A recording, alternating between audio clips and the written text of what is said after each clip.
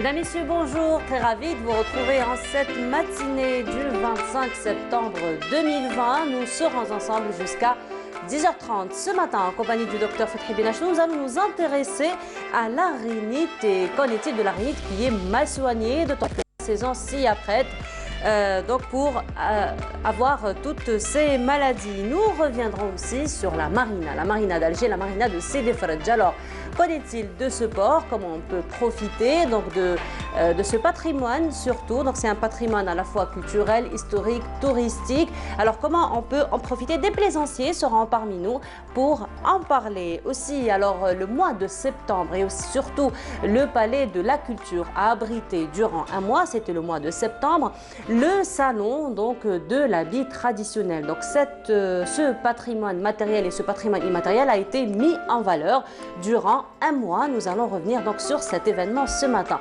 Kazan Char sera aussi parmi nous. Elle reviendra sur l'actualité associative. Donc, qu'en est-il des activités associatives de cette semaine? Alors, pour les auditeurs et pour les followers donc de la chaîne 3, alors la voix de la chaîne 3 sera parmi nous ce matin, à savoir Khaled Louma. Lui, il reviendra donc sur son parcours, mais essentiellement sur son émission donc qu'il vous propose. Alors, il s'agit de Vibrato. Alors, Vibrato qui est une émission musique. Voilà donc pour le menu de ce matin. Mais avant cela, une petite pause musicale. Ce sera une pause nostalgique et ce sera en compagnie de l'Hashmi Grouabi, la Moussali. Allez, à tout de suite.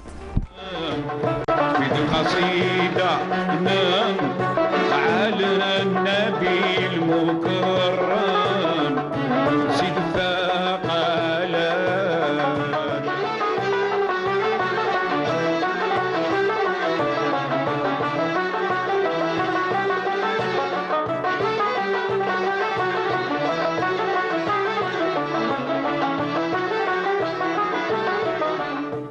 سيد ولاد آدم قهر بن هاشم صلى عليه وسلم ربنا الرحمن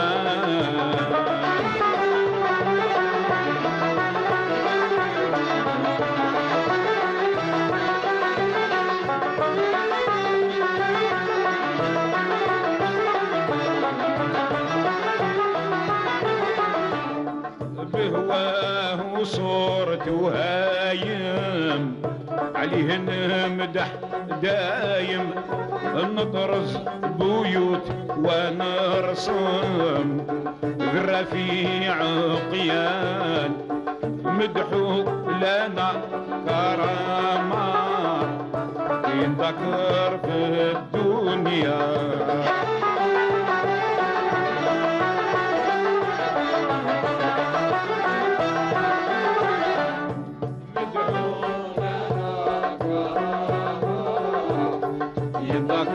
في الدنيا يا صاحب الغمامة يا ضياء عيني نرجاك يوم القيامة لا تسلم فيا يا صاحب دلايل فيك كل مسايل منك البذورة تخجل لمن انشاء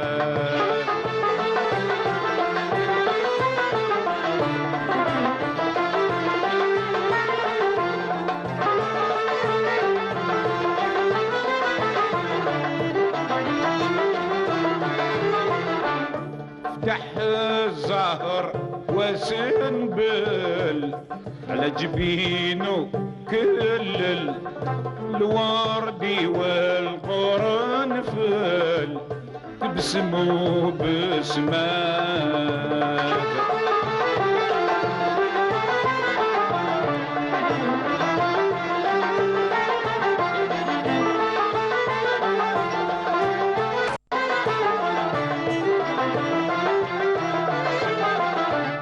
نبغيك يا مزمل على عبيدك تقبل يوم يكون حاصل بين زوج ملاك الملائكة زعامة حرسين عليا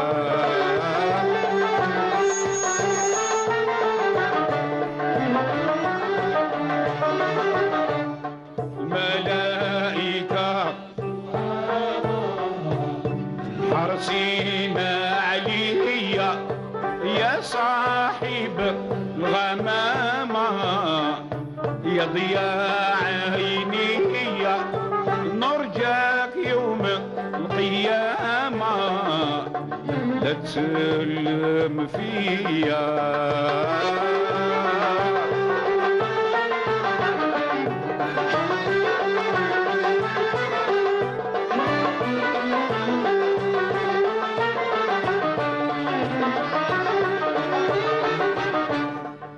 يا راكب البراقي يا ضياء الارماقي الدمع من احداقي جراحة الجفان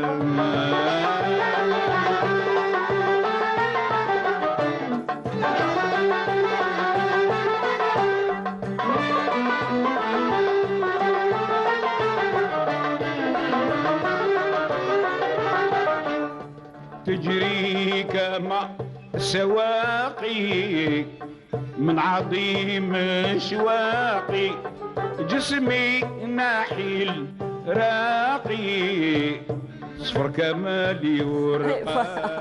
Donc de retour sur le plateau de Bonjour d'Algérie et docteur Fethi Benachnou vient de nous rejoindre. Docteur, bonjour. Bonjour.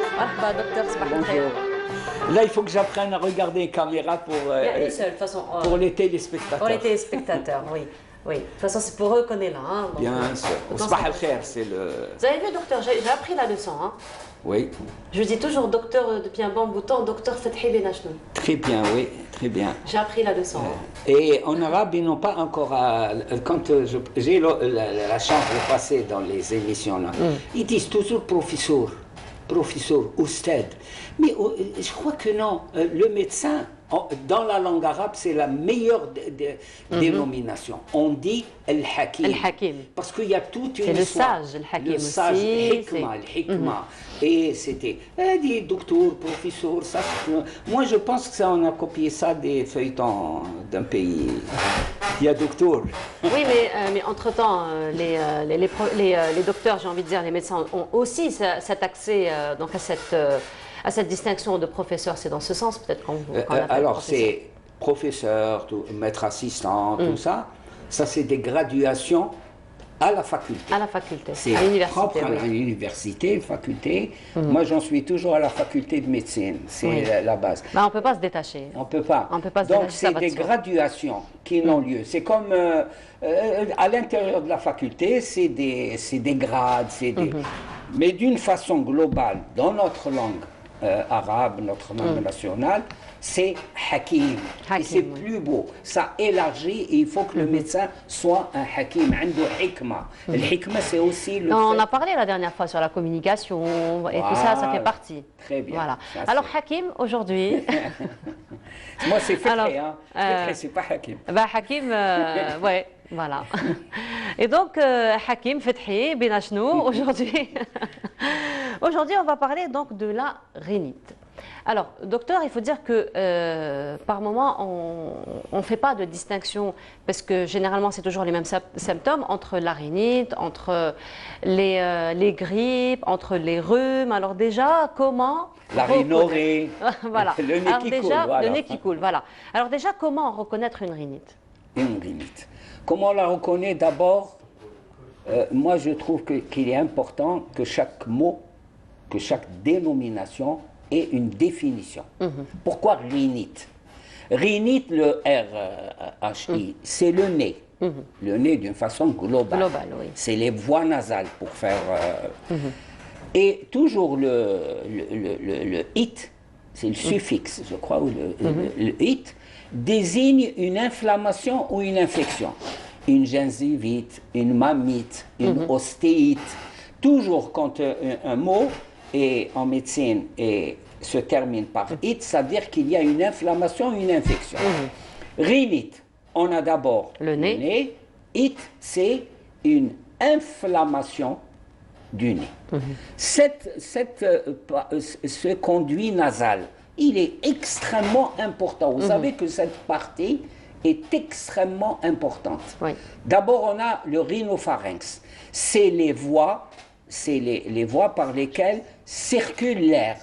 L'air, il circule, il rentre par quelque chose de basique mais important. Par le nez, il chemine, il voit dans le nasopharynx et il se distribue dans l'appareil respiratoire. Et dans le même endroit, nous avons l'œsophage, qui n'a rien à voir avec la respiration et qui est dangereux pour la respiration parce que ce sont deux voies qui ont deux rôles différents. Et des fois, quand on est pressé, quand on fait ce qu'on appelle une fausse route. C'est-à-dire qu'il y a un aliment avalé de travers.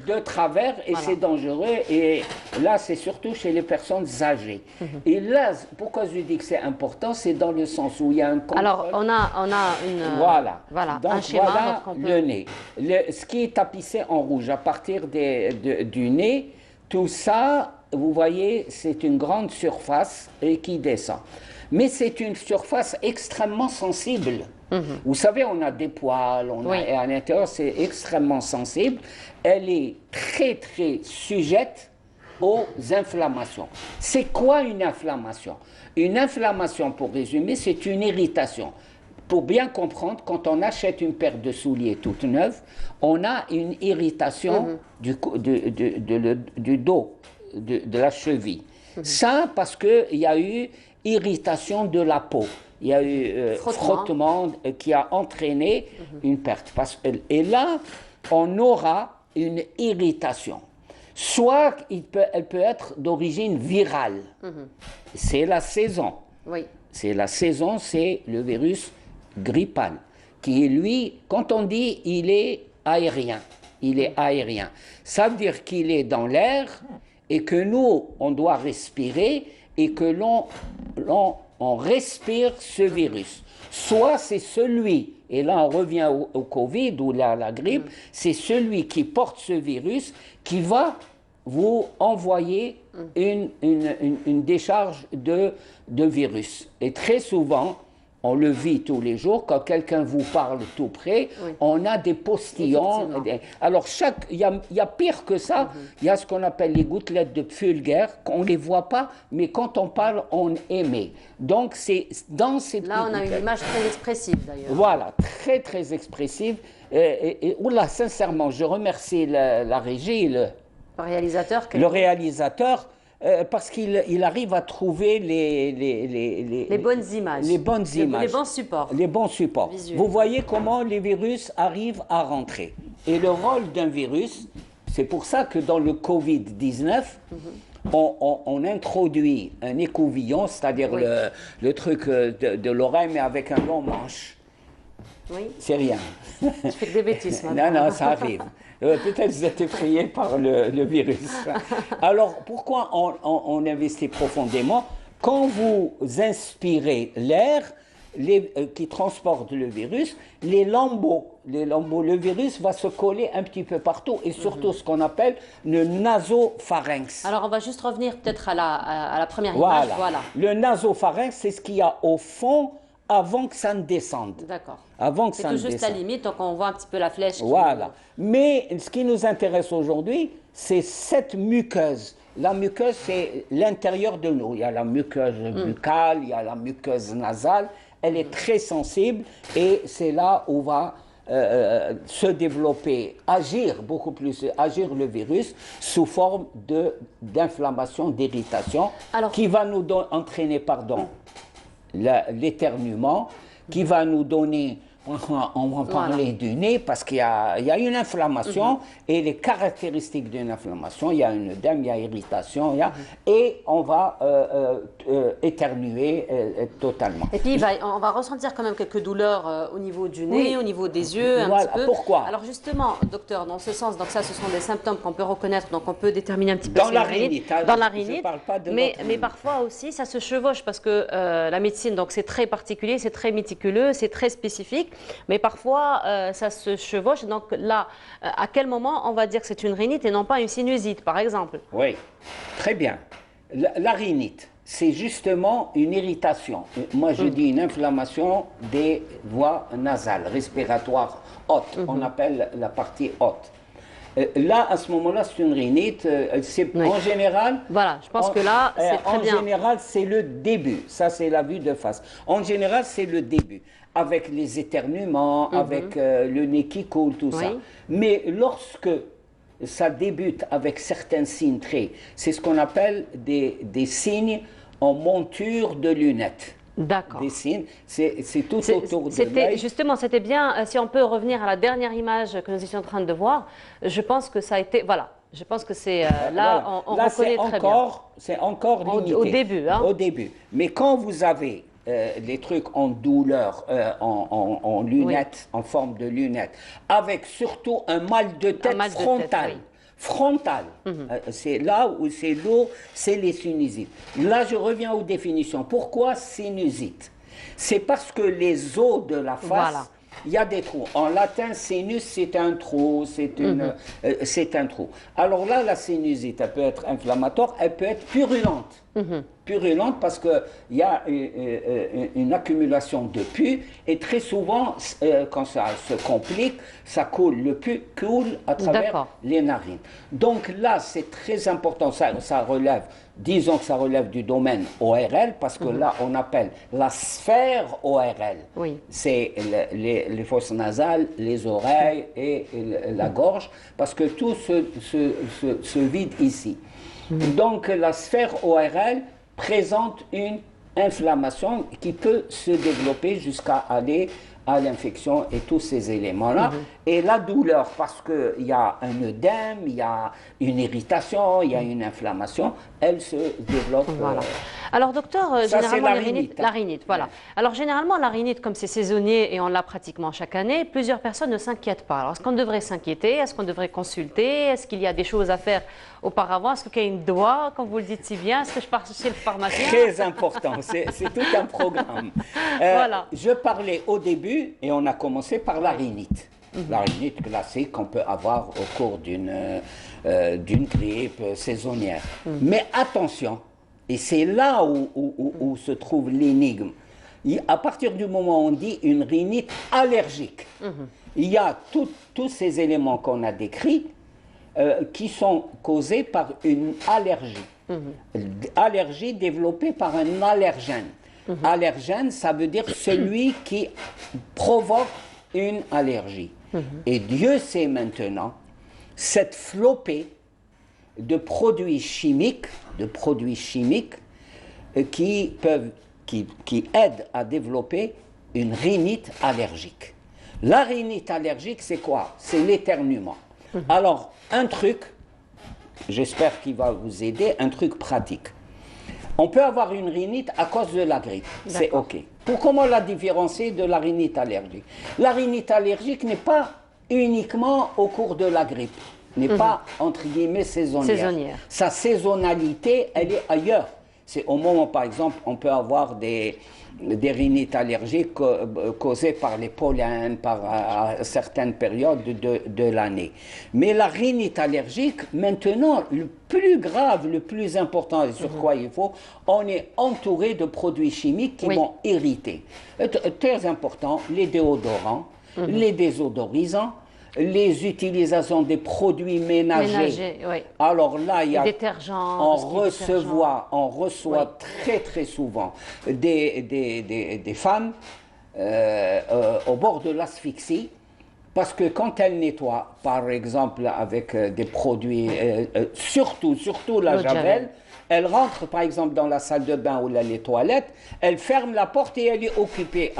Occupée et puis c'est même pas, généralement on ne respecte pas les doses, hein, donc vraiment on mouille carrément on a cette tendance et c'est très bien ce que vous dites là, sincèrement. C'est à cause de l'absence d'une éducation sanitaire permanente. Qu'est-ce que la javel? On dit allez-y là. Non, tout produit a ses recommandations. Là, ce qu'il faut par exemple apprendre et comprendre que la javel est liquide, mais en même temps, il dégage un gaz, oui. le gaz chloré, le chlore. Et c'est là on a l'impression qu'on utilise un liquide, mais c'est un liquide qui en même temps, il dégage un gaz qui va irriter, parce qu'on va le respirer, et comme c'est un produit, il va y avoir jusqu'à des brûlures. Exactement. Il y a des produits à base de... S'il y a après un surdosage. Après, un surdosage, et même alors, docteur, certains, la particularité, je ne veux pas donner un produit qui est très utilisé, le nettoyant, mais traduisez-le en arabe, qui est très étonnant parce que là, il y a de l'ammoniac. Par exemple, il y a des produits chimiques. Il y a une chose pour les chats. Les chats, c'est extrêmement allergisant. Ça donne des rhinites. Les poils de chat. Il ne faut pas dire que moi, je n'ai pas de chat, mais je vais chez la voisine qui élève un chat, je m'assois sur un fauteuil ou un truc comme ça. Ça, c'est important. Très, très allergisant. Très allergisant et ça donne des rhinites. Les cafards. Les cafards sont très très allergisants, donc il faut faire attention. Et les cafards, il faut lutter contre les cafards. Ne pas laisser traîner l'alimentation, les débris alimentaires. Vous voyez, on commence... Une maladie, elle ne tombe pas du ciel. Une maladie, elle a un raisonnement, elle est logique. Et maintenant, on n'a plus le droit d'être malade. Dans les vœux, c'est beaucoup plus maintenant. Rehan, le défi. C'est de prévenir les maladies, prévenir la rhinite allergique. Si vous permettez, la rhinite allergique est très très dangereuse si on la laisse évoluer. Après, je viens à la deuxième partie de votre question, le traitement. Là, on va devoir clore dans un petit moment, alors on va aller très rapidement. Vite. La rhinite allergique, si on la laisse évoluer, vous savez, c'est comme la fuite d'eau dans le plafond. Si vous n'arrêtez pas, si vous ne réparez pas, elle avance. Alors, le plus grand danger de la rhinite allergique, c'est l'asthme. L'asthme, voilà, elle peut se transformer, donc se développer en asthme. Inéluctablement, si on la laisse faire. Et ce qui est important, le traitement aussi est important, là, dans toute inflammation, c'est les corticoïdes. Mais, j'en mets des centaines de mais, les corticoïdes, c'est d'excellents médicaments contre l'inflammation, mais attention, il y a le mode, la forme. Essayez d'éviter au maximum les corticoïdes injectables. Ce qui est hélas très courant chez nous parce que nous, il y a une équation. Asthme égale crise d'asthme. Ça s'arrête là, ce qui est totalement dangereux. Deuxièmement, il y a des corticoïdes inhalés. Ça c'est important et c'est comme ça qu'on prend en charge une rhinite allergique. Très bien, merci beaucoup. J'ai concentré. Voilà, concentré, résumé. Merci beaucoup, docteur. Donc, encore une fois, pour tous ces conseils. Donc, encore une fois, la prévention, docteur. Et l'éducation sanitaire. Et l'éducation sanitaire. Merci beaucoup. Donc, on vous retrouvera la semaine prochaine, Inch'Allah, avec un autre sujet. Voilà, merci. Si vous m'invitez, moi, je dirais. Bien sûr, mais on ne vous invite pas, docteur. On ne vous invite pas. Merci beaucoup, docteur. Alors, on continue le programme de cette matinée. Et là, vous partez en randonnée. Ça vous arrive d'aller en randonnée, docteur, vous qui aimez la montagne? La montagne. J'y allais. Voilà. Et justement, là, Faria Al-Hamdi, elle a suivi des randonneurs. Alors, c'est la randonnée des seniors au niveau de Béjaïa. Je vous propose donc de suivre un petit peu ces randonneurs et on se retrouve juste après. Ils sont là, venus tout droit de la wilaya de Béjaïa. Ces randonneurs retraités profitent de chaque instant de leur vie. Il est 10 heures. Nous démarrons notre randonnée sous le soleil. Une occasion pour vivre de bons moments de convivialité et d'amitié. On a perdu la boussole. Heureusement qu'on a pas perdu. Nous sommes à environ 1600 mètres d'altitude sur les hauteurs de Bouira. Tigjda, l'un des plus beaux sites du Djurdjura. La grimpette s'avère dure mais endurable dans ce décor de rêve dont la beauté naturelle vous tend les bras. C'est un groupe de randonneurs qui est composé de papas et de grands-papas de tous âges, de toute taille et de tout poids. Alors notre caractéristique, c'est la bonne humeur et sillonner toute la Kabylie pour découvrir cette majestueuse nature qui nous extasie vraiment. À chaque fois, on découvre d'autres décors plus beaux les uns que les autres. Et partout où l'on aille, c'est-à-dire il y a des détails qu'on trouve chez certains sites, d'autres dans d'autres sites, mais c'est toujours une découverte merveilleuse. Conclusion, un beau pays, un pays magique qu'il faut découvrir. De l'une à l'autre, à la joie des randonneurs, ils découvrent toujours une nouveauté, une originalité, un coin du pays pittoresque, haut en couleurs, unique en son genre. L'Algérie recèle de très beaux paysages qui sont oubliés et c'est vraiment dommage pour notre jeunesse et notre vieillesse. Parce que justement c'est grâce aux vieux qu'on connaît la région. On est allé au mont Takoucht, qui se trouve sur les hauteurs de Taskriout. L'Alam, les cascades de l'Alam, cascades de Zentout, Aït Filkaï, Erzroftes, en fait toute la région de l'Alam, Tamrej, Khrata et compagnie. Le fait de sortir va quand même apaiser les esprits et retourner dans le cadre familial. Chaque samedi, on a une randonnée, on programme une randonnée. On est un groupe expérimenté puisqu'on fait ça depuis plus de 6 ans, qu'on fait des randonnées à travers le territoire national et pas uniquement la wilaya de Béjaïa ou la Bouira ou la autre. On a visité beaucoup de wilayas et c'est merveilleux de visiter l'Algérie parce qu'il y a des sites extraordinaires que beaucoup de personnes ne connaissent pas. Beaucoup préfèrent aller en Tunisie ou aller ailleurs, mais réellement, l'Algérie est magnifique. Il y a des sites paradisiaques qu'il ne faut pas rater. Il faut les visiter coûte que coûte.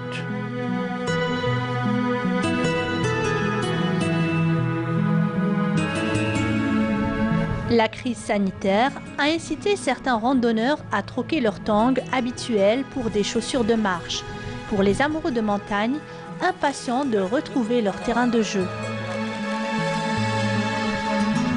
Pour ces retraités, la randonnée les rend plus forts, plus heureux et plus en contact avec les autres. Et le monde qui leur entoure, ce qui en fait un sport parfait pour vieillir. Et voilà, donc de retour, et là c'était une très belle randonnée en compagnie donc de l'association, et c'est Faria Al-Hamdi qui les a suivis, et ça a été donc une randonnée qui a été organisée au niveau de Tikjda. Voilà donc pour ceux qui aiment bien la montagne, qui aiment bien les randonnées, pour ceux qui aiment la mer. Par contre, là nous avons des invités avec nous donc qui viennent pour en parler, à savoir monsieur Amal Louzri. Non. Alors, il sera parmi nous dans un petit moment, mais Mourad Hantari, bonjour, et Fouad Bouguida. Voilà, alors vous êtes des plaisanciers, donc vous êtes au niveau de la marina, vous êtes au niveau de la marina d'Alger, donc au niveau de Cédefalj. Alors, pour l'instant, vous êtes un collectif, donc en attendant d'avoir votre association, alors comment vous vous organisez justement pour organiser vos activités? Tu veux commencer? Donc, pour l'instant, on fait de la plaisance. C'est à titre individuel avec nos familles. On aimerait bien nous organiser en association dans le but de faire profiter le maximum de gens, surtout les nécessiteux.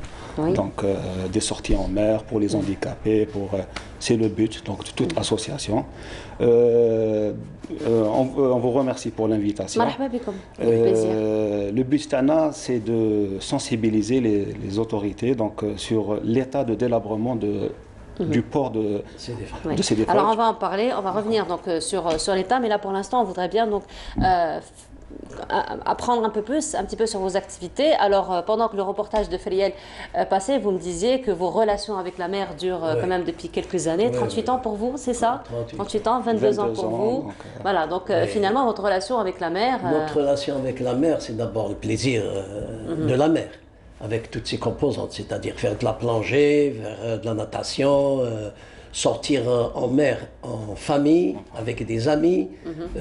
On est dans un collectif aussi, qui, lui avec son bateau, moi avec le mien, on sort à 3, 4, 5 bateaux et on fait des sortes de randonnées nous aussi. Il n'y a pas que Tigda. Nous aussi on fait des randonnées. On va vers Tipaza, vers Cherchel, de ce côté, Tigzir, Tazfoun, Saket, etc., Bonimat. On fait tout ça. Et c'est un plaisir, c'est un grand plaisir que la mer, c'est une échappatoire à toutes les situations que nous vivons dans le pays. La mer, c'est comme un oiseau en l'air, on est là, on va dans tous les sens, c'est immense la mer. Hein. Quelle passion! C'est immense. Et oui. Et puis, on a ce plaisir de goûter, par exemple, des fois quand on passe la nuit, dans nos bateaux le matin. Vous passez la nuit aussi dans vos bateaux? Oui. Dans le large ou non, au niveau du port. Au niveau du port. Quand on est en rade, au niveau de Tipaza par exemple, là, le plaisir de voir ce soleil se lever. Et puis le coucher aussi. Oui. Alors vous imaginez un coucher de soleil, le bateau qui est en train de filer sur l'eau, et puis vous voyez derrière votre dos, vous voyez ce soleil qui est en train de se noyer, hein, parce que c'est carrément dans l'eau qu'il disparaît. Et quand on va, c'est quelque vous chose. Êtes chanceux, hein. Ça n'a pas de prix. Et vous êtes chanceux. Ça n'a pas de prix. Et puis on invite des étrangers. On invite des étrangers, des fois on voit une famille, une femme, un homme avec des gosses qui viennent au niveau du quai. Avant chaque départ, en général, on fait toujours un petit truc de casse-croûte, etc. au niveau du quai. Et quand les gens, les visiteurs, les publics qui passent, on les invite. Quand on voit des gosses, on est touché parce que nous aussi on a des gosses. On se dit, nous on a la chance d'avoir des bateaux. Adam Skin, mais il n'a pas la chance d'avoir un bateau. Eh bien, monsieur, venez, on va faire un tour avec nos bateaux. Les faire visiter. Et ils sont enchantés, Et ce plaisir, il est gâché. Il est gâché par la mauvaise gestion de ce port. Qui hier, c'était un port magnifique, qu'on peut appeler Marina, mais aujourd'hui, vu la déliquescence de ce port, qui part vraiment en ruine. Il faut dire port de plaisance ou port public ou plomb. Il ne faut pas dire marina, parce que marina c'est un standard, c'est des normes. C'est toute une structure. Et ça nous fait mal au cœur que nos voisins, les Tunisiens et les Marocains, eux, ils sont capables de gérer leurs ports, qui sont magnifiques et bien structurés. Alors que le nôtre, malheureusement... Nous avons une très belle image d'ailleurs, là on le voit. Une très belle image. Alors de loin c'est très joli, mais pour le public qui arrive et qui veut être surpris, malheureusement il est désenchanté. C'est des momies qui viennent, ils font le tour, il n'y a pas de véritable structure pour ce public qui voudrait bien faire une petite balade en bateau. Là, il y a des guides touristiques peut-être, c'est pas organisé dans ce sens. Rien de tout ça. D'accord. Alors, ces temps-ci, donc, je pense que la marina quand même a bénéficié de certaines restaurations, n'est-ce pas? Non. Non, pas encore? Non, pas encore. Justement, on aimerait bien connaître. Il y a eu un budget alloué à la restauration de tout le complexe. On a eu une discussion avec le PDG du groupe, de l'hôtel plutôt. Donc on a demandé la part qui était allouée au bassin. D'accord. On n'a pas de réponse. Donc on peut vous certifier que depuis 50 ans, aucun investissement n'a été fait sur le plan d'eau. Quand on dit le plan d'eau... Pourtant c'est quand même un site qui est très visité. C'est une vitrine. Très prisé quand même comme site. On a eu un Italien qui est venu, ça fait 2 semaines. Il est resté à l'extérieur. Il ne pouvait même pas rentrer à l'intérieur du port parce que le port, il est envasé. Donc imagine un étranger qui vient, qui n'arrive même pas à entrer dans un port, dans le plus grand port de plaisance en Algérie. Il ne peut même pas rentrer à l'intérieur du port parce qu'il est envasé.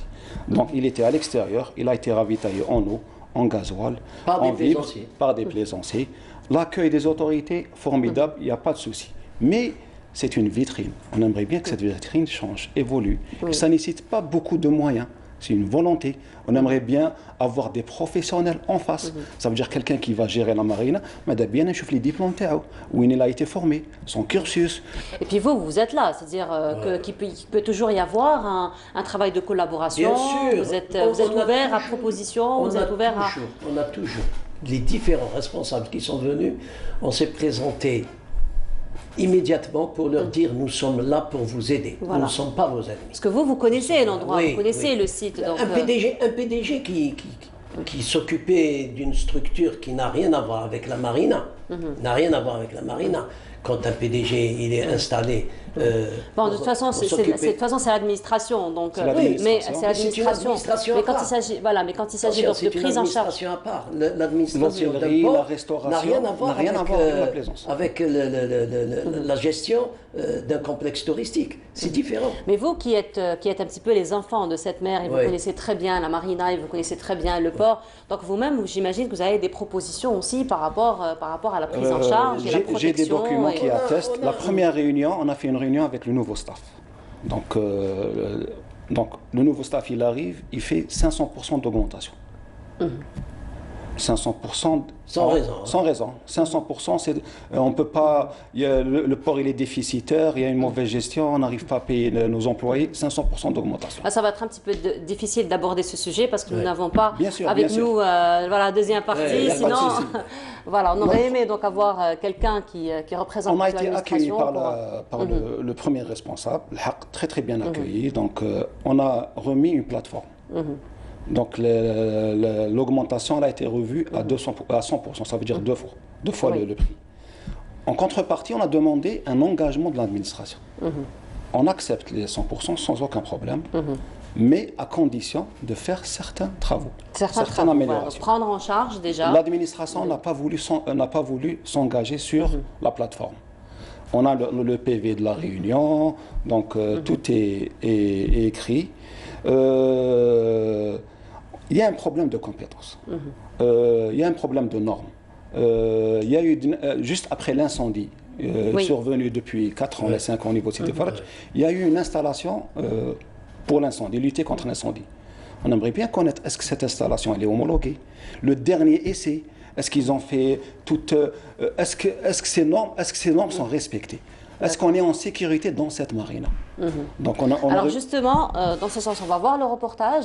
Donc pour faire plus ample connaissance déjà avec, déjà on le connaît, hein, le site, mais un petit peu pour connaître un peu plus.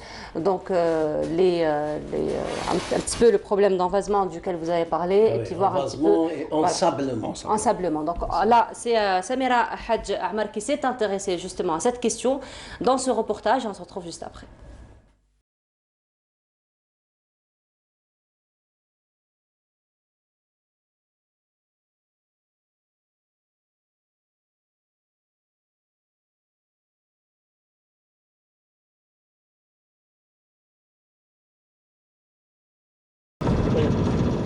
Passionnante, enivrante, captivante, la mer est pour Najib Ben Abdelwaheb une addiction, un besoin vital né il y a quelques années déjà. La pratique de ce sport nautique a commencé très jeune, en pratiquant l'aviron d'abord, le sport nautique d'Alger, à l'âge de 13 ans. Ensuite, je suis passé un peu à la voile, le 4-20. Et vers les années 80, on a commencé à pratiquer la planche à voile qui a évolué avec le temps en passant au funboard et ensuite au kitesurf. Et chaque année depuis, lui, sa famille et ses amis embarquent en direction des îles ibériques pour un voyage de rêve. Depuis 8 ans, nous nous organisons avec des amis.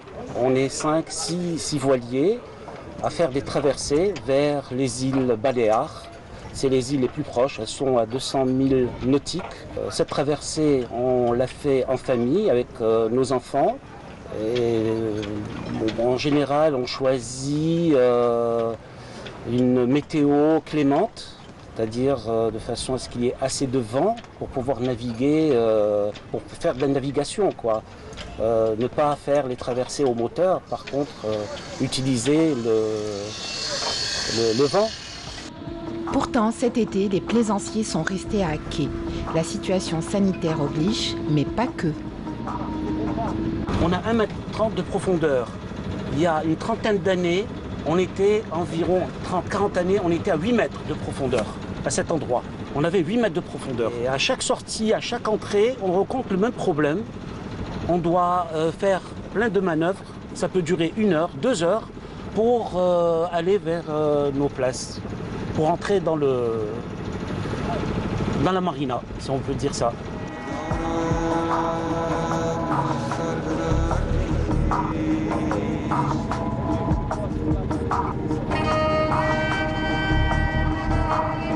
On est à l'entrée du port de Sidi Fradj et on vient de toucher avec la quille. J'ai une quille de 1,50 m. La profondeur, la base est à 1,30 m, 1,40 m. Donc on va essayer de dégager le bateau maintenant en faisant des petites manœuvres.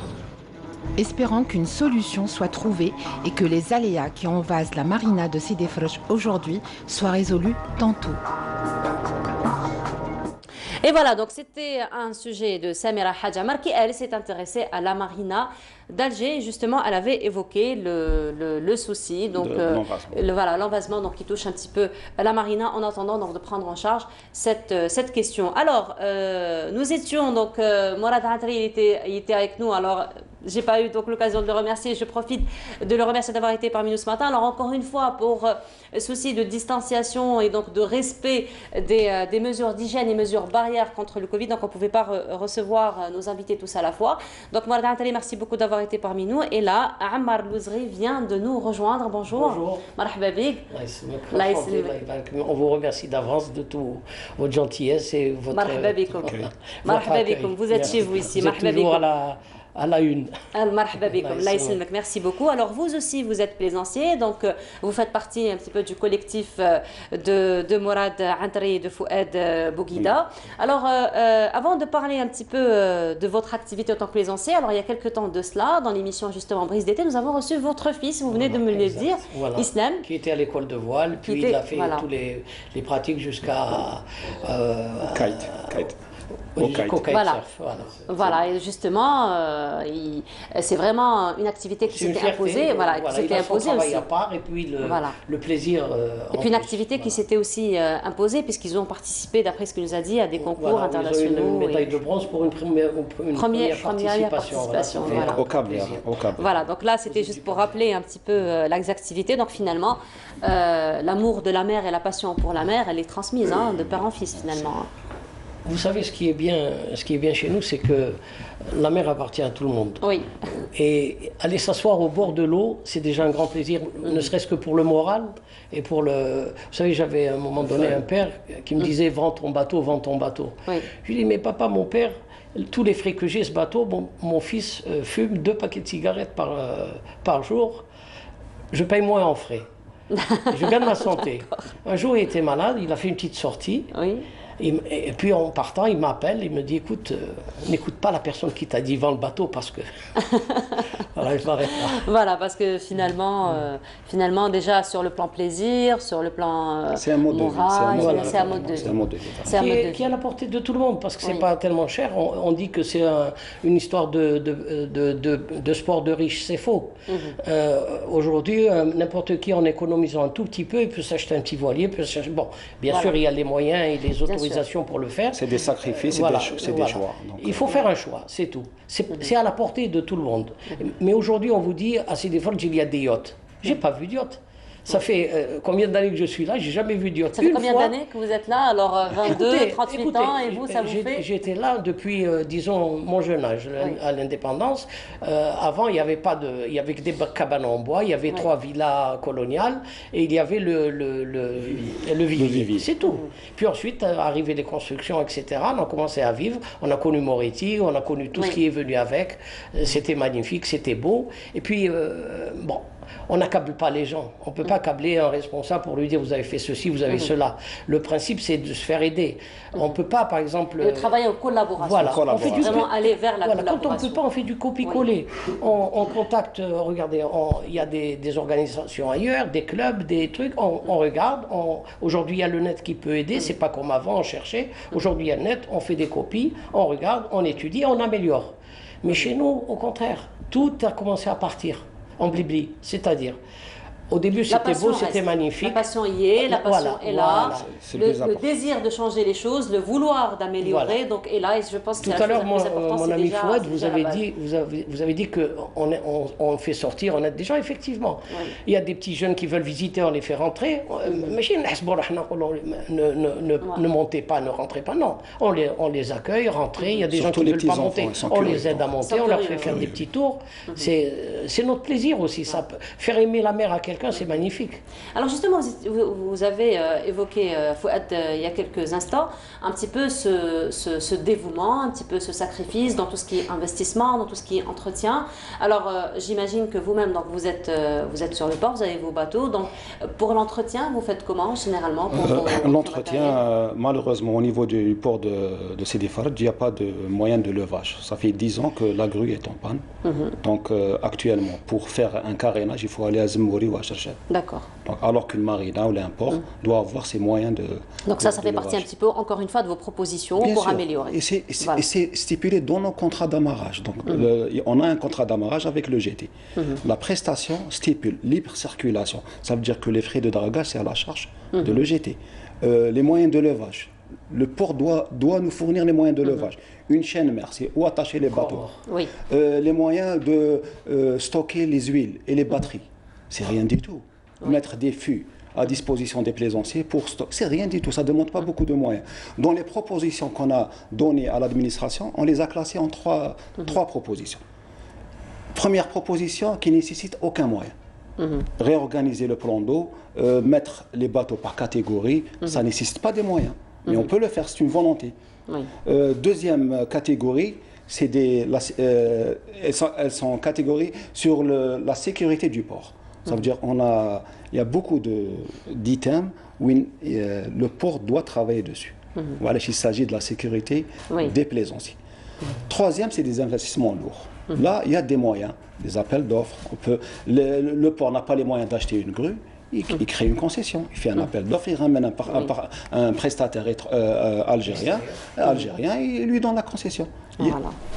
Alors on va un petit peu parler un petit peu de votre projet d'association.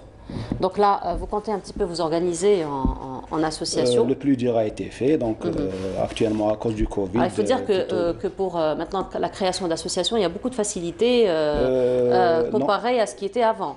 Il y a des facilités sur 3 types d'associations, comme je pense les associations de quartier, de village et du Maïa Khairia. D'accord. Pour les autres associations, le process il est le même. Donc, il n'y a pas eu de facilitation sur cette. D'accord, mais vous quand même, vous lancez quand même dans le projet de mieux vous organiser en association. Donc on reste juste on attend de faire l'assemblée constitutive de l'association. Donc on aimerait bien que le port de l'EGT nous donne un petit local, ce serait l'idéal, pour nous regrouper. Oui, voilà. Et donc ça sera pour quand maximum, Inch'Allah, dès la levée des restrictions Covid. Donc on ne peut pas se rassembler. Donc dès la levée des restrictions, on entame l'association. Très bien. Vous êtes combien de plaisanciers maintenant au niveau du port donc, environ il y a deux statistiques. Sur le papier, on doit être 600, mais sur le port, on est 800. 800, il faut savoir qu'il y a pratiquement 190 embarcations illicites. C'est des gens qui ont leur embarcation à l'intérieur du port et le dossier administratif n'existe pas au niveau du bureau.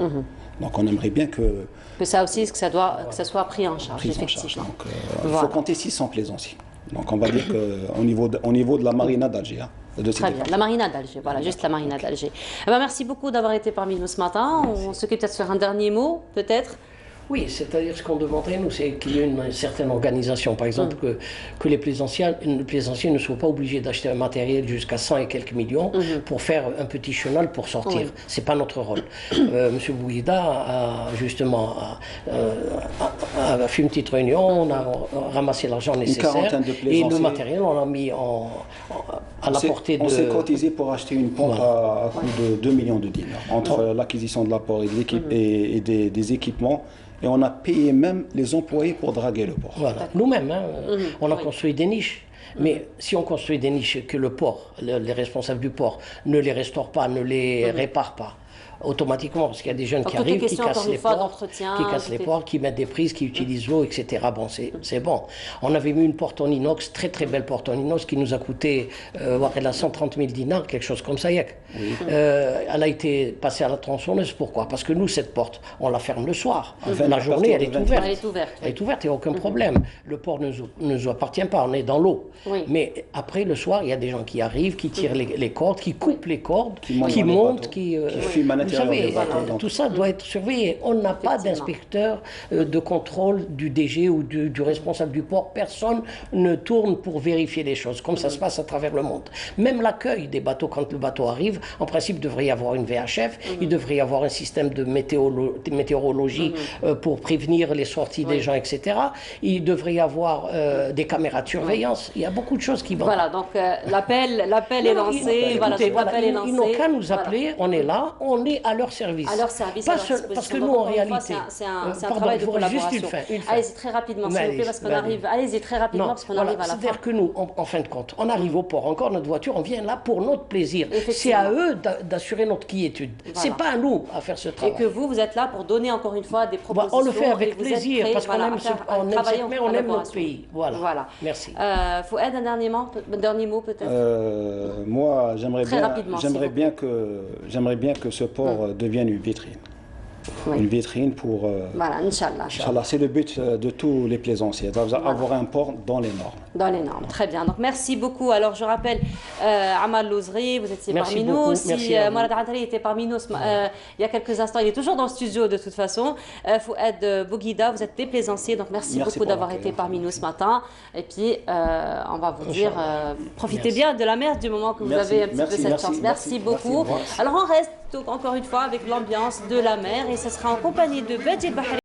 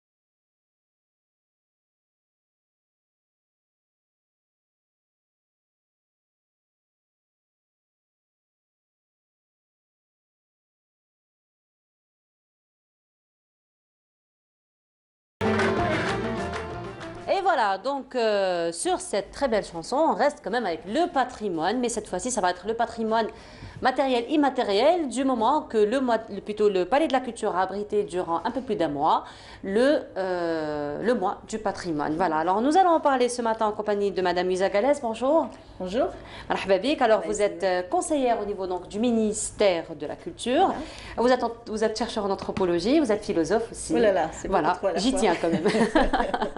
Et parmi nous, donc, une participante aussi qui a pris part donc, à ce mois du patrimoine et elle a été donc, la lauréate du concours. Il s'agit de Zineb Ben Slimane. Bonjour. Sabah al-khair, marhaba bik. Alors vous êtes artisane en broderie.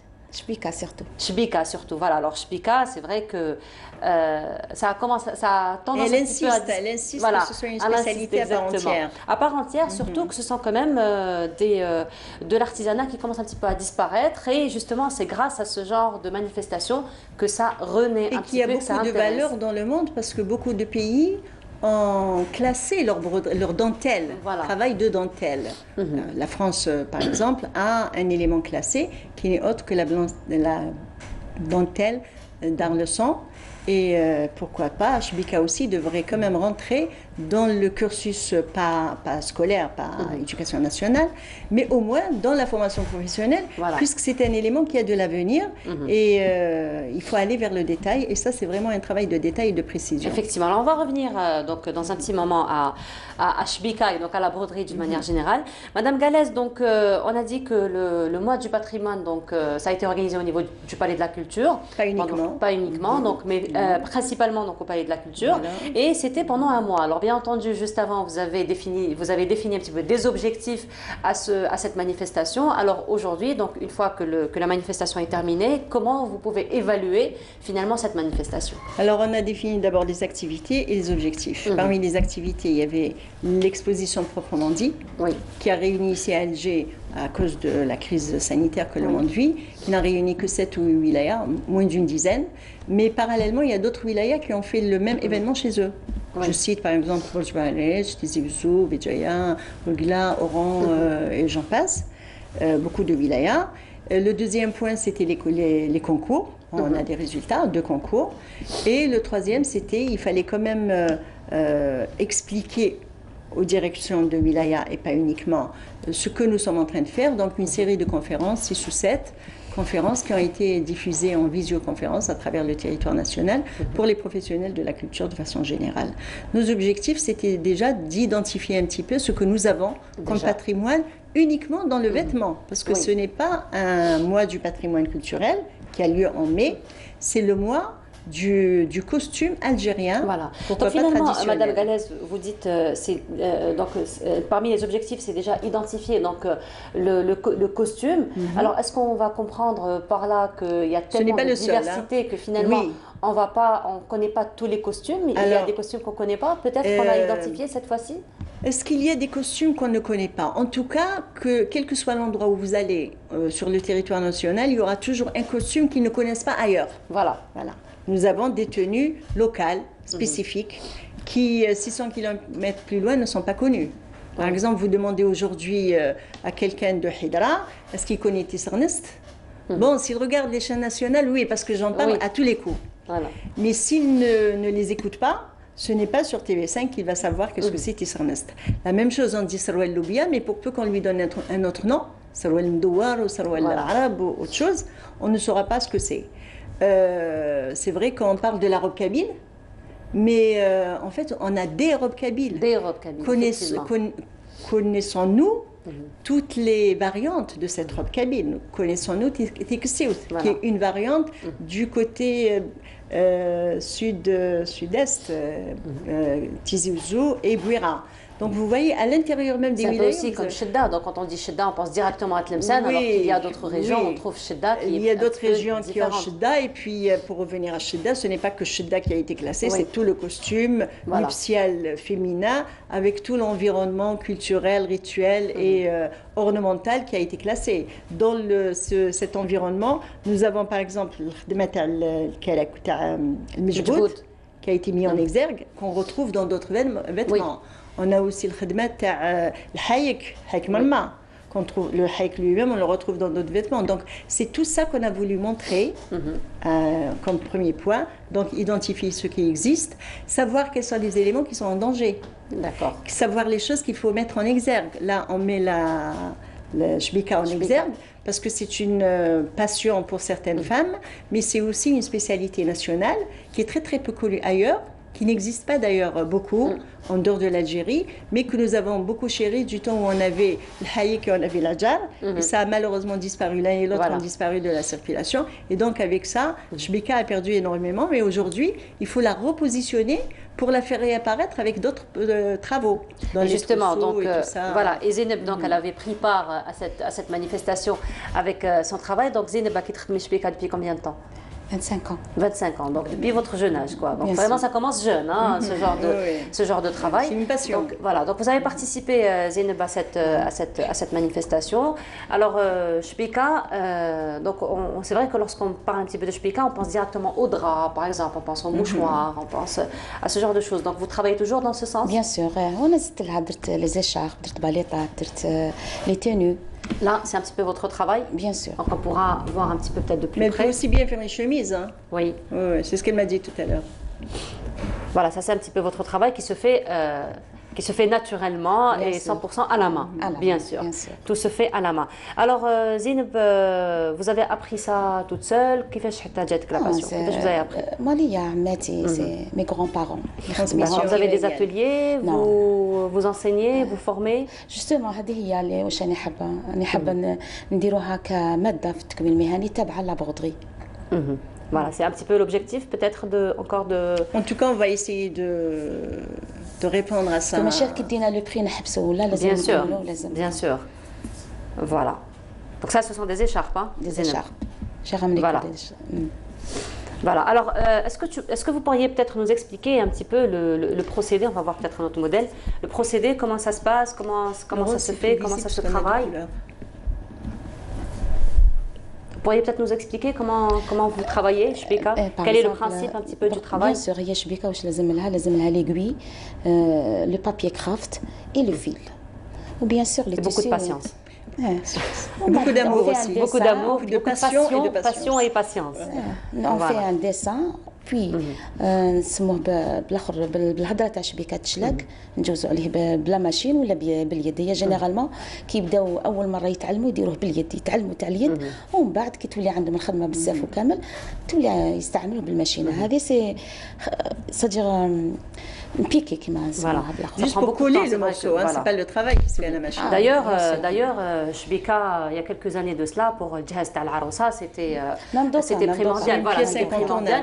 Donc c'est vrai que la mariée, lorsqu'elle prépare un petit peu son trousseau, elle le fait déjà 1 année, 2 ans, voire depuis son jeune âge, hein, vu que ça prend beaucoup de temps. Voilà. Alors, Madame Galès, vous avez organisé en marge donc, de l'exposition un concours. Alors, le concours, ça a été... quels sont véritablement les objectifs? En fait, il y avait 2 concours. Le premier, bon, c'est un concours juste pour un souvenir, une bonne pensée pour nos anciens. Si vous avez un vêtement de vos ancêtres, de vos arrière-grands-parents ou de vos grands-parents... Le patrimoine familial. Voilà, qui est encore bien tenu et bien contenu, le présenter. Et on va choisir un des vêtements. On n'en a choisi 3. Et puis, le deuxième, c'est connaître réellement les compétences nationales. Et là, on a eu quelques propositions. Comme c'est la première fois qu'on va dans ce genre de travail, il n'y a pas eu foule en fait. Hein. Il y a quand même eu des propositions, mais il n'y a pas eu foule. Moi, je m'attendais à 300 ou 400 propositions. Il y en avait un petit peu moins d'une centaine. Donc le travail, c'était quoi? Pourquoi il n'y a pas eu foule en fait? C'était moderniser ou actualiser ou prendre un vêtement, faire quelque chose de nouveau, à la portée de tous, avec une touche algérienne. Voilà, si je dois résumer l'idée du concours. Ce n'est pas seulement ramener une tenue valable pour un mariage ou valable pour un événement spécial, mais transformer cette tenue spéciale en quelque chose de plus ordinaire, mais qui reste quand même avec une empreinte algérienne. Donc ça a été l'un des critères sur lesquels vous vous êtes basé finalement pour l'évaluation. On s'est basé sur la créativité. Et dans la créativité, on a aussi choisi les meilleurs. La meilleure, c'est Zeynep. Et puis derrière elle, il y a quand même un classement des gens que je respecte et que je remercie. Très bien. Donc Zeynep, c'est une distinction. Hein, donc c'était le premier prix. Alors, ça vous fait quoi finalement de réussir comme ça et d'avoir le premier prix dans un concours? C'est-à-dire الشعور تاعك حبيتي درك بهذا الكونكور شكون حديري هذا هو انا عطيت لك قبيله الفكره باللي انا حابه تولي تدرس في التكوين المهني لو كان يعيط لك تروحي تدرسي bien sûr c'est ce qu'elle veut elle s'inscrit en droite ligne avec les objectifs du concours. Elle veut transformer son savoir-faire particulier qui est un savoir-faire artisanal d'art en une connaissance publique. Très bien. Ça, c'est très bien. Et puis c'est la meilleure façon aussi. Et puis c'est la meilleure façon aussi de préserver le patrimoine. C'est vraiment en le transmettant aux autres générations, en faisant de l'enseignement. Mais pas gérer de l'école. Voilà, exactement. Alors, Madame Galès, j'imagine que vous avez été agréablement surprise de voir un petit peu toutes les créations et toute la créativité. Oui, c'est toujours un plaisir. C'est vraiment. On est comblé de joie quand on voit toutes les femmes qui viennent. Il y a aussi des hommes qui sont venus avec même Shbika, l'Adjarat et tout ça. Voilà, on en a eu d'ailleurs sur le plateau. On a eu des jeunes. La plus jeune, il y a une fille qui a 20 ans qui est mordue de patrimoine et ça c'est extraordinaire. C'est-à-dire que la transmission est assurée. Maintenant c'est à elle de répandre cette aura autour d'elle pour que les autres personnes, les autres jeunes puissent venir vers le patrimoine. Voilà, l'un des hommes qui ont participé, Karim, qui se spécialise dans le ftoul. On l'a reçu d'ailleurs sur le plateau. Alors Zeynep, donc il y a eu un défilé de mode et vous avez participé donc à ce défilé de mode. شاركت بكازاكا تاع شبيكه مع بدرون وبرنوس هذه انت اللي خدمتيهم ولا سي ان باتريمون تاع؟ انا خدمتهم. انت اللي خدمتيهم؟ ما عندهمش عندهم عام. Ça vous a pris combien de temps pour le faire? بون كيما البرنوس قعدت فيه 6 شهور مي تخدمنا فيه حنا 3. 6 شهور في 3. Donc voilà, on voit un petit peu quand même le travail quand même assez dur, assez long, assez lourd de. هي شبيكه واش هو المشكل تاعها انها ما تطلعش. صعيبه تستجر ماشي تخدميها على فافيت. مثلا عجر تقدر تقعدي فيه 11 جور. كي تخدمي تقعدي فيه هكذاك. كي تخدمي غير هو زون لو في كو لي 4 سوايع في النهار تخدمي سيرتو انا يدي ثقيله في الخدمه دونك. لا ماشي يدك ثقيله انت تحبي توجور تكون لا بريسيزيون. فوالا تحبي تكون لا بريسيزيون surtout mais c'est vrai que les défauts on les voit très vite si on n'est pas on voit que ça. Voilà, on voit que ça effectivement parce que justement c'est tellement fin que très vite c'est pour ça que surtout كي نديرو باغ اكزومبل نخدموها بلو نوار ولا صعيبه بزاف. Voilà. Donc là, c'est un autre modèle. Donc, voilà. Donc, c'est vrai que c'est tellement fin qu'il faut aller, puis il faut prendre son temps. C'est ce qu'on disait, il faut de la passion et de la patience pour. Sinon, ça ne va pas être possible d'avoir un résultat aussi gracieux que celui-là, aussi précis, aussi gracieux que celui-là. Voilà. Alors, Madame Galès, même l'exposition a été faite, l'événement a été organisé, même dans les conditions de la conjoncture sanitaire actuelle, voire le Covid.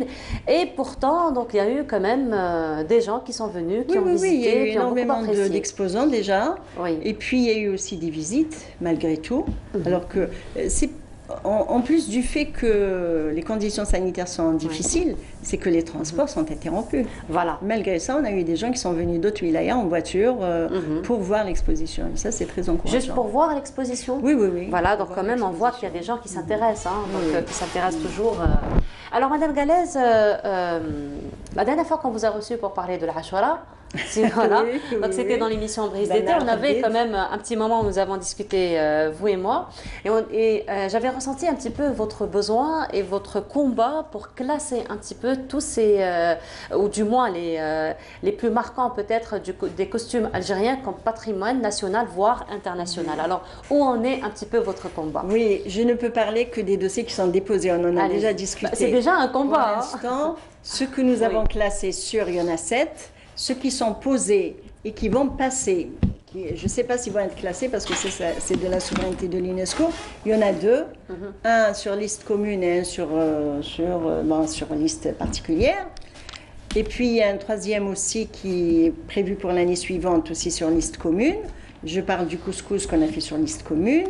Il y a l'oreille qui a été déposé depuis quelques temps, mais comme vous savez, le problème de l'UNESCO, c'est que vous déposez un seul élément à la fois. Voilà. Mais vous le déposez cette année, il va être étudié, il va être réétudié, on vous envoie les virgules qui manquent, et puis il faut 2 ans pour qu'il passe Si on a de la chance, il passe. Sinon, on va encore vous envoyer en vous disant il manque un point-virgule à tel endroit. Quand je parle de point-virgule, je schématise un petit peu. Mais je veux dire, on dit toujours classer un dossier et non pas classer un élément. Parce que l'élément, il est à nous, c'est-à-dire Shpeka, le couscous et tout ça, c'est notre patrimoine. Mais eux, ils regardent un dossier, ils ne connaissent pas. Donc, pour ça, il y a des technicités du dossier qui sont tellement importantes que ça recule le travail. Et puis, de toute façon, vous avez un dossier à la fois, donc on ne peut pas tout classer. Mais on travaille sur beaucoup d'éléments en même temps. Donc les 7 classés, ils sont connus, ce n'est pas la peine de refaire. Le rail et le couscous, ils sont déjà déposés. Avec les pays arabes, on a déposé aussi la calligraphie arabe. Ça, c'est connu. Maintenant, nous travaillons sur beaucoup d'éléments. Je suis même en train de me dire pourquoi ne pas réfléchir autour de la Shbika. Mais mettons de côté le classement qui obéit à beaucoup de conditions. Nous avons le classement national. Et dans le classement national, là, on peut mettre 400, 500 éléments sans problème. Là, c'est sûr que Shbika aura sa place. Et actuellement, je suis en train de travailler sur la base de données du classement national. Ah ben voilà, merci beaucoup donc d'avoir été parmi nous ce matin. Et puis merci pour le combat que vous faites, surtout pour donc que ce soit vous, Madame Galès ou Zineb, donc qui est en train de travailler pour que ce patrimoine quand même soit sauvegardé. Donc je rappelle, Louisa Galès, vous êtes conseillère au niveau du ministère donc de la culture, chargée du patrimoine. Zineb Ben Slimane, vous êtes artisane, broderie et vous vous spécialisez dans Shbika. Merci beaucoup donc d'avoir été parmi nous. Alors on se retrouve dans un petit moment pour la dernière station donc de cette matinée, mais avant cela, une petite virée avec ces belles images d'Alger. On se retrouve juste après.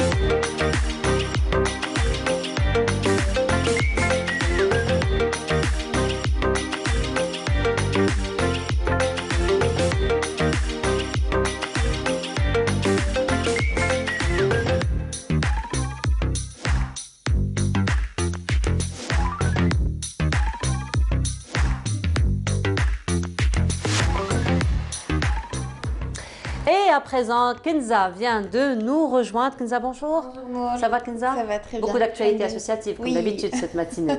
Oui. Voilà. Alors, pour les auditeurs, pour les followers de la chaîne 3, pour ceux qui le suivent, pour ceux qui ne le connaissent pas de vue, aujourd'hui, un nom sur un visage. Bonjour. Bonjour. Alors, Khaled Louma, bonjour. Bonjour, oui. Marhaba bik. Merci. Alors, la voix de la chaîne 3, c'est comme ça qu'on vous surnomme? Paraît-il, oui. Paraît-il. Je vous le confirme. Merci.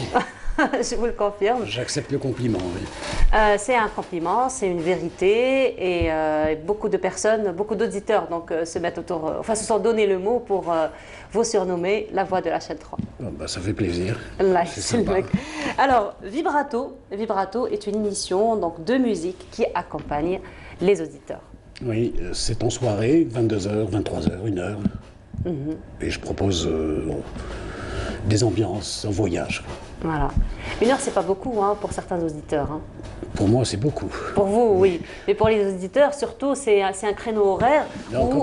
C'est vrai que quand c'est bien fait, on ne sent pas que ça va. Surtout le créneau horaire, hein, c'est vraiment le créneau, la personne se détend, c'est juste avant de dormir, c'est vraiment le temps de se détendre. Donc là, c'est une émission vraiment qui accompagne bien. On essaye, oui, bien sûr. En plus, il y a des informations importantes qui arrivent juste après, à 23h. C'est un journal de la nuit assez complet, donc il y a intérêt à ramener tout ça et de retenir l'auditeur. Voilà. Alors, pour le type de musique, toujours...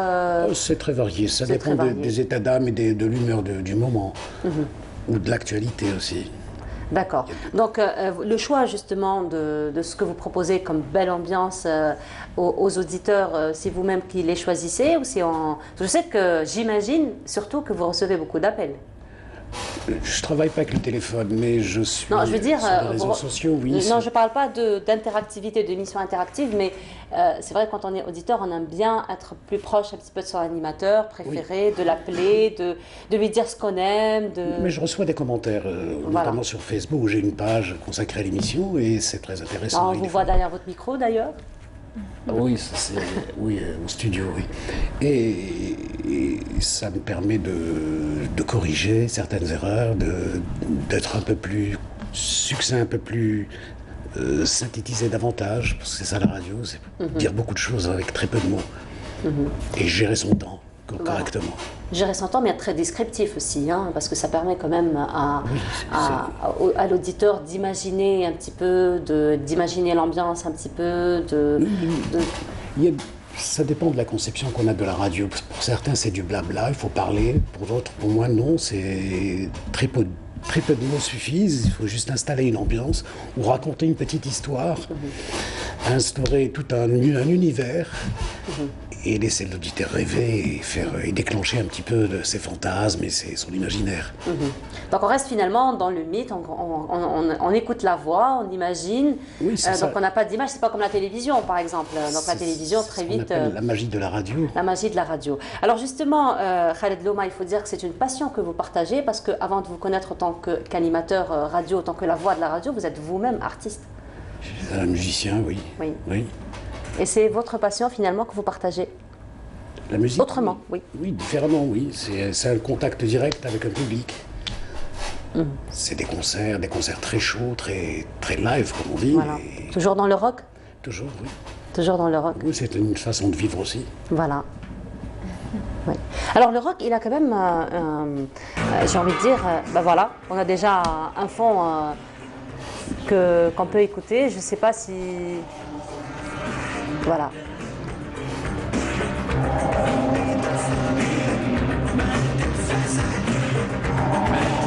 Oui. Votre production? Alors ça, c'est l'époque de T34. Alors T34, c'est quoi? On me l'a dit, mais j'ai pas envie de le dire. Je vous laisse vous le dire. T34, non, j'aime bien parce que quand on sait ce que c'est que le T34, ça révèle quand même une passion très particulière. Alors T34, c'est quoi? Tu parles du nom, c'est ça, du nom? Du nom. D'où vient le T34? C'était un groupe d'étudiants et puis on avait comme base, c'était la cité universitaire. La cité universitaire, voilà. Quelle année? C'est créé là, la cité universitaire. Les années 70, fin des années 70. D'accord. Et là, nous avons les images qui vont avec, donc du clip. Ça a été fait ici à la télé, ça. D'accord, ça a été fait ici. Oui. C'était en quelle année? Ah, d'ailleurs, regardez, on voit même l'ancien logo de la télévision. Voilà, l'ancien logo de la télévision. C'était vers 91, exactement. 91. D'accord, c'était en 91. Et je crois qu'après, on n'a plus rien fait. Il y a eu un blanc où chaque musicien est parti voir ailleurs et faire autre chose. Mais c'était bien ce qu'on avait fait à cette époque-là. C'était très créatif et il y avait beaucoup d'énergie aussi. Et puis c'était une musique qui était très prisée, très écoutée à cette époque-là, il faut le dire. On avait un public. Vous étiez un petit peu une génération qui avait proposé quelque chose de très nouveau. Il y avait vous, il y avait Hamido pour le rap, etc. Et puis, il y a eu un foisonnement artistique intéressant dans cette période-là, oui. Il y avait Khaled Barkat, il y avait plein de groupes qui... Polyphone, les noms m'échappent, mais effectivement, c'était assez riche. Alors la cité universitaire, il faut dire que c'est une école à part entière, hein, une école de vie à part entière. C'était un groupe d'étudiants et c'était basé sur de l'amitié et on jouait partout, gratuitement, dans tous les campus. On a fait toute l'Algérie comme ça, tout le tour d'Algérie. Vous êtes resté en contact depuis? Oui, toujours, mais bon, il y a des musiciens qui n'existent plus, enfin, qui ne pratiquent plus, d'autres qui sont occupés à faire autre chose. Vous n'avez pas pensé à refaire la formation, à remonter sur scène, à renouer contact peut-être avec... Peut-être, mais avec un état d'esprit complètement différent. Pour moi, T34, c'était une période, c'est fini maintenant. Je suis en train de travailler sur des choses nouvelles, mais ça n'a rien à voir avec ce qu'on faisait. Je n'aimerais pas... Ça reste toujours dans le même contexte très rock'n'rollien, très énergique, Avec un autre esprit, peut-être, qui collerait plus avec la génération actuelle, avec les goûts actuels. Ce que je vis actuellement, ça c'est indéniable, oui. Mais je ne peux pas refaire ce que j'ai fait il y a 30-40 ans, c'est pas possible. D'accord. Ça serait vivre avec des fantômes, et ça, c'est pas intéressant. Oui, bon, c'est une façon de voir les choses aussi, effectivement. C'est comme ça que je les vois. Enfin, c'est normal, je pense être logique. Ce qui a été fait, c'est bien. Il faut penser à autre chose. Voilà, il faut avancer et faire avec ce que nous avons actuellement et comment nous vivons, parce que la musique, elle doit accompagner les gens. Voilà, alors nous avons une photo pour vous. Vous pourriez peut-être la commenter. Ça, c'était dans les années 80, ça. 1985, Vous êtes où? Vous êtes où? Je ne vous reconnais pas. À gauche. À gauche? À gauche, oui. Avec les lunettes sur la tête? Les lunettes sur la tête? Oui. Voilà. Ça remonte à loin. Hein. C'était le Festival de la Jeunesse. Le Festival de la Jeunesse, d'accord. Il y avait des plateaux magnifiques. De très très grands musiciens. Hein. Voilà. Et qu'en est-il de la transmission de votre art à la jeunesse actuellement? Je ne sais pas si je dois être transmetteur, certainement, mais comment, je ne sais pas. Je ne sais pas. Est-ce que vous collaborez avec des jeunes? Est-ce qu'il y a des jeunes qui s'intéressent à votre type de... Oui, dans ce type de musique, il n'y en a pas beaucoup, mais il y en a, et ils me font appel, et je le fais avec plaisir. Très bien. Ils font quand même appel à vous? C'est le cas, il y a quelques temps, je suis passé avec le groupe Zahir. D'accord. Qui m'avait invité, et comme on est à peu près dans le même style, dans le même rayon, dans le même sillon, je dis oui, ça m'a fait plaisir d'être invité. Et on a fait un petit truc avec Canal d'ailleurs. Justement, j'allais vous en parler. Il n'y a pas longtemps, vous êtes passé dans l'un des programmes de Canal Algérie avec Mounia Faïd, Playlist. Avec Mounia, oui, tout à fait. Oui. J'avais complètement oublié, puis je vois sur Facebook une avalanche de commentaires avec un clip. C'est quoi, mais d'où ça vient? Finalement, c'était ça, oui. Voilà. J'avais complètement oublié parce qu'on avait filmé une période, ensuite avec cette crise sanitaire, il y a eu un blanc, il fallait se cacher encore une fois. Et puis ça sort comme ça. Voilà. Ça m'a étonné, mais c'était mignon. Ça vous fait plaisir quand même. Oui, c'était très sympa, oui. Très sympa, voilà. Des projets? J'en ai parlé là, oui, effectivement, je suis sur 2 titres. Je vais faire 2 chansons, puis on verra après. D'accord. Vous reviendrez dans ce cas-là, pour nous en parler. Avec plaisir. Vous nous ferez l'exclusivité peut-être? Oui, ça c'est pas... Un petit peu égoïste, hein, pour un animateur de radio, l'animatrice de la télévision demande l'exclusivité. Voilà. En tout cas, marhaba bik. Merci beaucoup. On vous souhaitera quand même beaucoup de réussite. Merci, c'est sympa. Inch'Allah. Voilà, donc vous allez rester avec nous parce que là, on va parler du mouvement associatif qui vous intéresse, j'imagine, hein, passionné que vous êtes. Oui, je sais. On en a discuté en off tout à l'heure. Voilà. Il y a une relation sympa entre la musique et les astres. Hein. Oui, effectivement.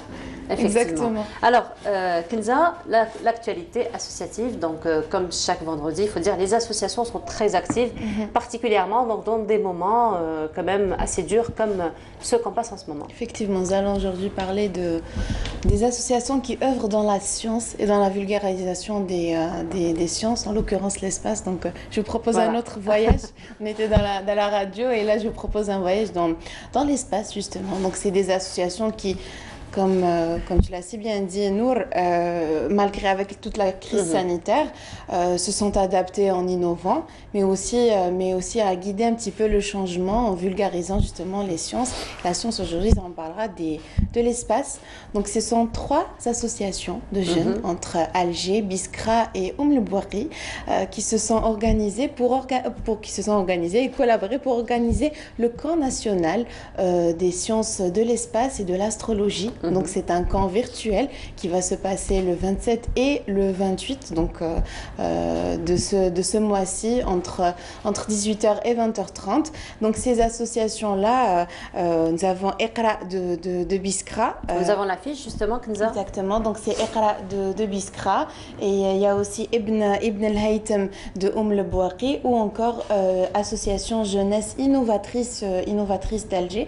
Donc l'objectif de ce camp camp virtuel, c'est premièrement c'est de vulgariser la science de l'espace, parce qu'on a l'impression que c'est toujours une science qui est à part, qu'il faut des moyens justement pour pouvoir la découvrir ou contempler justement les étoiles, les astres. étoiles, mais justement ce camp virtuel a pour objectif non seulement de vulgariser, je le répète encore, mais aussi de mettre en lien entre l'élite algérienne ici en Algérie et à l'étranger qui sont dans ce domaine-là, pour un petit peu parler des dernières découvertes de la NASA avec par exemple le professeur Nourdine Melekichi ou encore monsieur Djennaï Baba Issa qui va parler des applications et du rôle du développement des applications dans la découverte de l'espace. Et puis encore, il y a un docteur de l'université de Moustranem et évidemment les présidents et les membres de ces associations-là qui vont parler.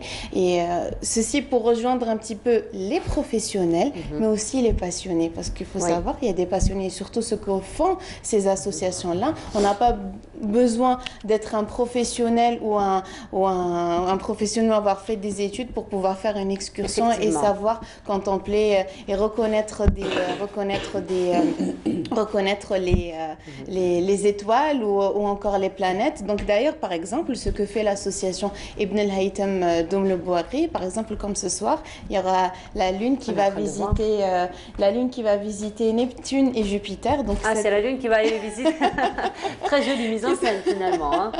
Qui seront justement, pourront les contempler. Donc cette association-là, nous justement, à travers son fil d'actualité sur sa page Facebook, non seulement propose des excursions pour aller voir, pour sortir, ou encore carrément nous faire part des différents événements en astronomie ces temps-ci, surtout qu'on peut voir à partir de l'Algérie.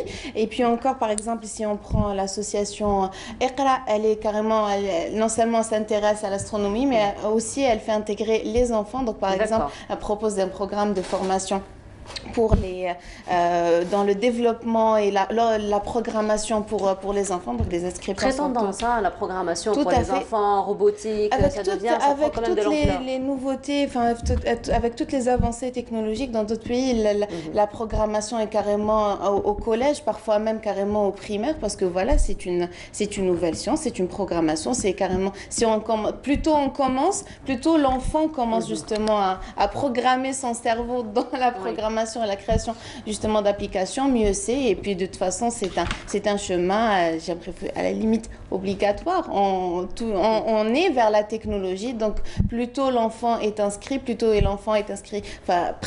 pratique ça, c'est bon pour lui.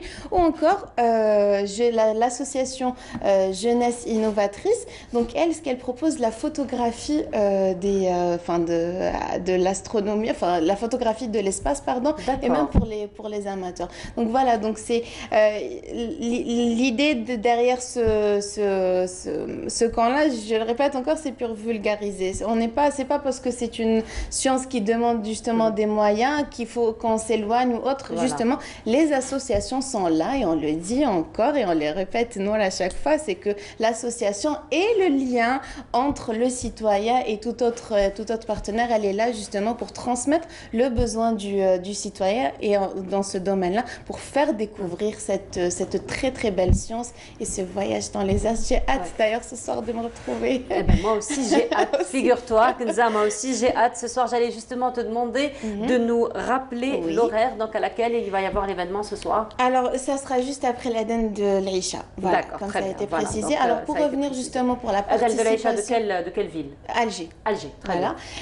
Alors pardon, pour revenir... Très rapidement Kenza, parce qu'on arrive à la fin sur l'événement, sur le camp, les inscriptions sont encore ouvertes, donc vous pourrez aller vous inscrire juste en visitant l'une des pages des associations citées auparavant, Iqra Biskra. Donc il y a le lien, vous vous inscrivez, évidemment il y a un comité de sélection et puis voilà, vous n'avez pas besoin d'être un professionnel dans le domaine, juste un amateur ou un passionné. Juste un passionné. Vous proposez aux gens de planer carrément. Oui, carrément. Oui. C'est tellement merveilleux. C'est ce que vous faites d'ailleurs vous, dans votre émission. Alors on va rappeler probablement le rendez-vous de Vibrato. C'est dimanche, lundi, mardi nuit de 22h à 23h. Voilà, merci beaucoup d'avoir été parmi nous ce matin. Alors nous arrivons à la fin de notre émission. Merci beaucoup de nous avoir suivis.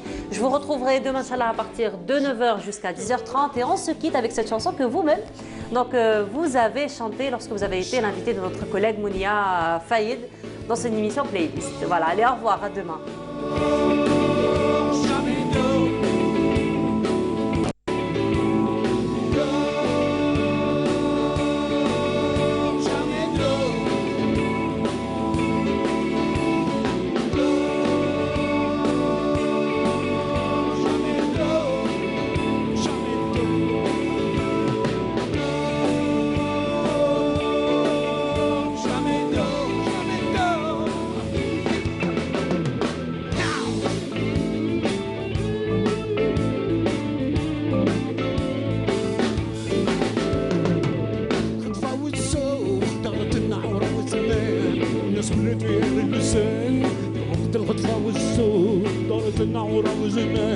والناس ولات فيها غير لسان شدو غير فلان وفلان يبي يخطب بالتليفون باش يزيد ربي ربي ربي اللي جامي